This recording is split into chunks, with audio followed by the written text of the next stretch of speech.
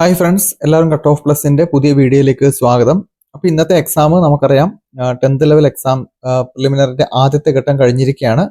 അപ്പോൾ ക്വസ്റ്റ്യൻ പേപ്പറൊക്കെ നിങ്ങൾ എഴുതിയവർ അവിടുന്ന് കണ്ടിട്ടുണ്ടാവും, അല്ലാത്തവർ വീട്ടിൽ വന്നിട്ട് ചെയ്ത് നോക്കും എന്ന് വിചാരിക്കുന്നു. അപ്പോൾ എന്തായാലും ഇനി വരുന്ന 3 പ്രിലിമിനറി എക്സാമിൻസിനും വേണ്ടിയിട്ടുള്ള ഒരു ബേസ് ക്വസ്റ്റ്യൻ പേപ്പർ ആയിട്ട് ഇത് നമുക്ക് എടുക്കാം. അപ്പോൾ ഈ ക്വസ്റ്റ്യൻ പേപ്പർ നിങ്ങൾ ഓൾറെഡി കണ്ടതാണെങ്കിൽ സ്ക്രീനിൽ കാണാൻ പറ്റും. അപ്പോൾ ഇത് വിശകലനം ചെയ്യുമ്പോൾ ഇത് വളരെ എളുപ്പത്തിലുള്ള ഒരു ക്വസ്റ്റ്യൻ പേപ്പർ ആയിട്ട് എന്തായാലും തോന്നുന്നില്ല.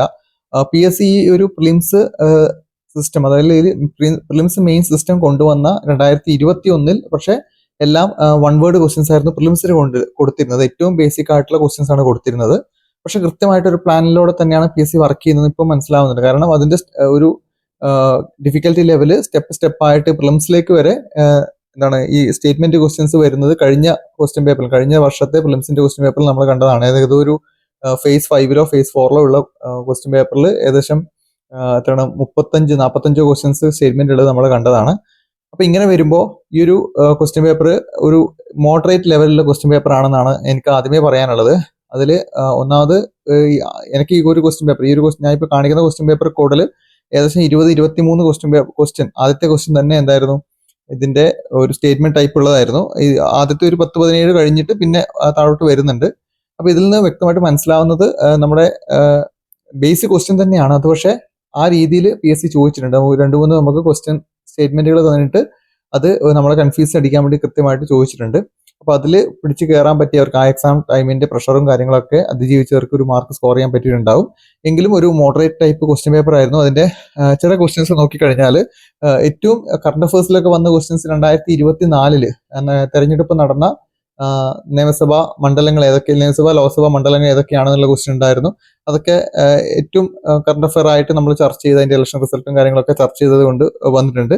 പിന്നെ PSC സ്ഥിരമായിട്ട് ചോദിക്കുന്ന നമ്മുടെ ചമ്പാരൻ സത്യാഗ്രഹവുമായി ബന്ധപ്പെട്ടത്, പിന്നെ കുണ്ടറ വിളംബരം, അതുപോലെ നമ്മുടെ 1812 വിപ്ലവം, അത് കേരള ഹിസ്റ്ററി ഒക്കെ അത്യാവശ്യം നമുക്ക് നേടിപ്പോകാൻ പറ്റുന്ന വിധത്തിലായിരുന്നു. കേരള ജോഗ്രഫിയും അത്യാവശ്യം നമുക്ക് നേടിപ്പോകാൻ പറ്റുന്ന രീതിയിലായിരുന്നു. പിന്നെ ഇന്ത്യൻ ജോഗ്രഫി 1-2 നല്ല ക്വസ്റ്റ്യൻസ് ഈ ഒരു മേഖലയിൽ കണ്ടു.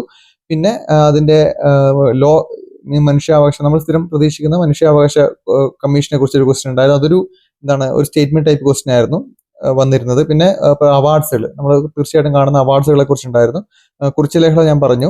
പിന്നെ 2-3 ഹിസ്റ്ററി, ഇന്ത്യൻ ഹിസ്റ്ററിയുമായി ബന്ധപ്പെട്ട ക്വസ്റ്റ്യൻസും കാര്യങ്ങളൊക്കെ ഉണ്ട്. വിവരാവകാശ കമ്മീഷനുമായി ബന്ധപ്പെട്ട ക്വസ്റ്റ്യൻസ് ഉണ്ടായിരുന്നു. അപ്പോൾ ഭരണഘടന അത്യാവശ്യം എളുപ്പമായിരുന്നു. സ്റ്റേറ്റ്മെന്റ് ക്വസ്റ്റ്യൻ ആണെങ്കിൽ കൂടി തന്നെ വലിയ കുഴപ്പമില്ലാത്ത രീതിയിൽ ആ ഒരു ബേസിക് ആയിട്ട് അവർ തന്നിരിക്കുന്ന ഭരണഘടന എന്താണ് എന്ന്, ഏതൊക്കെ മൗലിക കടമകൾ പഠിക്കണം എന്ന രീതിയിൽ തന്നിരിക്കുന്ന സാധനം പഠിച്ചുള്ളവർക്ക് ആൻസർ ചെയ്യാൻ പറ്റുന്നതാണ്. പിന്നെ ഈ ഒരു ക്വസ്റ്റ്യൻ പേപ്പറിൽ ഏകദേശം ഈ ഒരു ഫേസ് കഴിഞ്ഞ് താഴോട്ട് വരുമ്പോഴേക്കും അത്യാവശ്യം നമുക്ക് മാർക്ക് സ്കോർ ചെയ്യാൻ പറ്റുന്ന രീതിയിലേക്ക് വന്നിട്ടുണ്ട്. ആദ്യം കുറച്ച് ബുദ്ധിമുട്ടിച്ചിട്ടുണ്ടെങ്കിലും ഈ ഒരു ക്വസ്റ്റ്യൻ പേപ്പർ കോഡ് കിട്ടിയവർക്ക് അങ്ങനെ ആയിരിക്കും, ആദ്യം കുറച്ച് ബുദ്ധിമുട്ട് ഉണ്ടാവും. പക്ഷെ പിന്നെ ഈ ഒരു ലെവൽ കഴിഞ്ഞ് വരുമ്പോഴേക്കും അത്യാവശ്യം രീതിയിൽ എഴുതാൻ പറ്റുന്നതിലേക്ക് മാറിയിട്ടുണ്ട്. പിന്നെ എനിക്ക് തോന്നുന്നു കുറച്ച് ആൾക്കാർക്ക് ഈ ബയോളജി ഒക്കെ കുറച്ച് വിഷമാണെന്നൊക്കെ പറയുന്നത് കേട്ടു. ബയോളജി വലിയ രീതിയിൽ അധികം ശ്രദ്ധ കൊടുത്ത് നോക്കാത്തവർക്കൊക്കെ കുറച്ച് ബയോളജിയും ആ ഒരു സയൻസ് പാർട്ട്, ബയോളജി, ഹിസ്റ്ററി, നമ്മുടെ ഫിസിക്സും കെമിസ്ട്രിയും ഒക്കെ കുറച്ച് വിഷമായിട്ട് തോന്നിയ പോലെ പറഞ്ഞു. പിന്നെ മാത്സ് അറിയാൻ പറ്റിയതിൽ പലർക്കും തന്നെ, എല്ലാവർക്കും മീൻസ് വളരെ കുറച്ച് ആൾക്കാർക്കാണ് കുറച്ച് ക്വസ്റ്റ്യൻസ് കൺഫ്യൂഷൻ അടിച്ചത്. 10th ലെവൽ ആയതുകൊണ്ട് തന്നെ ബേസിക് ആയിട്ട് നമുക്കത് സ്കോർ ചെയ്യാൻ പറ്റിയിട്ടുണ്ടെന്നാണ് അറിയുന്നത്. നിങ്ങൾ ഇത്തരം ഒരു 10th ലെവൽ പ്രിലിംസ് എക്സാമിന് പോകുമ്പോൾ ആദ്യം സ്കോർ ചെയ്യേണ്ടത് ഈ സത്യം പറഞ്ഞാൽ മാത്സിലാണ്. മാത്സിന്റെ 20 മാർക്ക് സേഫ് ചെയ്തൊക്കെ വെക്കുക. ഇപ്പൊ ഇങ്ങനത്തെ ഒരു ക്വസ്റ്റ്യൻ പേപ്പർ കിട്ടിയാൽ തന്നെ പെട്ടെന്ന് ഭയപ്പെടാതെ മാത്സിന്റെ 20 മാർക്ക് സേഫ് ആയിട്ട് വെക്കുക. പിന്നെ നിങ്ങൾക്ക് അറിയാവുന്ന, നമ്മളെല്ലാം PSC പണ്ട് മുതലേ പഠിക്കുന്ന വൺ വേർഡ് ക്വസ്റ്റ്യൻസ് ഒരുപാടുണ്ടാവും. അപ്പൊ ആ വൺ വേർഡ് ക്വസ്റ്റ്യൻസ് സേഫ് ആക്കുക. അപ്പം തന്നെ ഏകദേശം ഒരു 20 മാർക്ക് ഇതും കിട്ടി, ഒരു 25 മാർക്ക് അതും കിട്ടിക്കഴിഞ്ഞാൽ 45 മാർക്കായി. പിന്നെ നിങ്ങൾക്ക് ടൈം എടുത്തുകൊണ്ട് നിങ്ങളുടെ സ്റ്റേറ്റ്മെന്റ് ക്വസ്റ്റ്യൻസ് നോക്കിയിട്ട് പഠിക്കാൻ പറ്റും. അപ്പോൾ ഏകദേശം ആ ഒരു റേഞ്ചിലേക്ക്, ഇപ്പൊ ഇതിന്റെയൊക്കെ നമുക്കറിയാം സെക്രട്ടേറിയറ്റ് OA പോലുള്ള പോസ്റ്റുകളുണ്ട്. അപ്പൊ അതിൽ കഴിഞ്ഞ വർഷം 1.5 വർഷം കൊണ്ട് തന്നെ, കഴിഞ്ഞ വർഷത്തെ ലിസ്റ്റ് 1.5 വർഷം കൊണ്ട് തന്നെ മുഴുവൻ മെയിൻ ലിസ്റ്റിലെ മുഴുവൻ ആൾക്കാരെയും എടുത്ത ഒരു ലിസ്റ്റാണ് സെക്രട്ടറി OAന്റെ ലിസ്റ്റ്.